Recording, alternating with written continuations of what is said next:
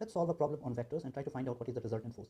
So as you can see from the image, we are basically having three forces, F1 making an angle 40 degree with the x-axis, F2 along the y-axis, and F3 which is basically making an angle theta dash with the x-axis. Now theta dash value can be found out by using normal trigonometry, and then theta dash will be giving you this value and theta dash will be 67.38. So you can find out the value of theta as this. Now if you want to find out the resultant of all three forces, the formula would be FRE is equal to root over fx square plus fy square, and we need to calculate the total force along the x and the y-axis. So it has been given that F1, F2 and F3, the values which are being provided. So what you can do is you can resolve the vectors. So if you resolve F1 along the x-axis, you get F1 cos 40. Along the y-axis, you get F1 sin 40. If you resolve this F3 force, you will be getting along the y-axis, it would be F3 cos theta, and along the x-axis, it is F3 sin theta. So that means the total force acting along the y-axis is F2 and F1 sin 40 in the upward direction, and in the downward direction, we've got F3 cos theta, and along the x-axis, we have got F1 cos 40 and F3 sin theta. So what you can do is, we can take what is the resultant force along the x-axis and the y-axis. Remember, it's a vector, so you do your calculations along x and y, find out the values, and then you can find out what's the resultant.